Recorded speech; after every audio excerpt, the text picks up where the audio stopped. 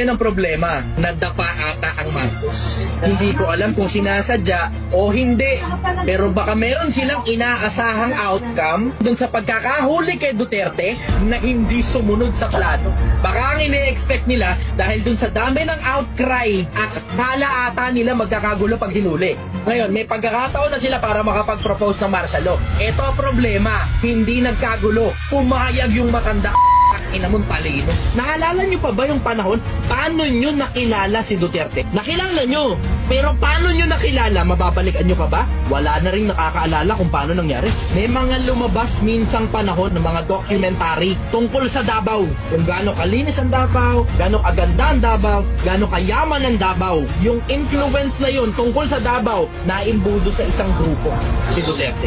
Itong isang si The Punisher, kung tawagin nila, nagvomotor sa kabuuan ng Davao para makita kung ano lagay ng bayan niya. Tapos minsan nagpapanggap na taxi driver para makakita kung sino-sino mga siraulo. Tapos may pagkakataon, kinakain niya yung upos ng Yossi dun sa isa sa mga banyagang naninigarilyo dun sa lugar niya. Naalala niyo, narinig niyo yan, pero halos walang nakakapansin kung paano niyo narinig yung balita. Si Duterte, yung kaisa-isang politiko na matindi ang paggamit sa social media. Wala lang nakakahalata. Paano nangyaring biglang all of a sudden kilala na ng buong Pilipinas itong isang mayor na taga Davao na minsang panahong walang nakakakilala sa kanya sa mga taga Metro Manila? Paano naupo si Duterte nang halos wala man lang banner, nang halos wala man lang print ads, nang halos wala man lang commercial sa TV? All of a sudden, biglang kilala na siya ng halos lahat ng Pilipino sa buong Pilipinas at sa ibang bansa. Landslide, gusto na kagad yung matanda.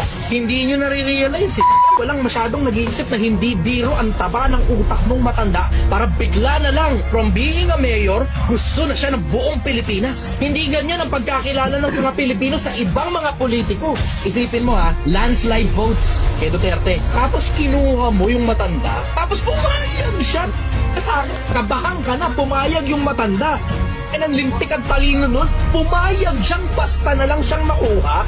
Pinakamagagaling na prosecutor ng Davao yan, in case hindi nyo alam. Isa sa mga pinakamagagaling na abogado, strategy magician ng Pilipinas. Ang pinoproblema, kung legal ba yan o illegal, mali ang problema. Ang dapat problemahin nyo, bakit pumayag yung matanda? Kahit nalalaman niya lahat ng karapatan niya. Ako, nakikita ko, merong isang hindi birong talinong matanda na kinuha nila at alam na nung matanda na yun na mamamatay na rin lang naman siya at may sakit siya at may problema. Might as well die for a good cause. Hanggang sa dulo, mananatili pa rin akong sumasagot sa mga mananatili akong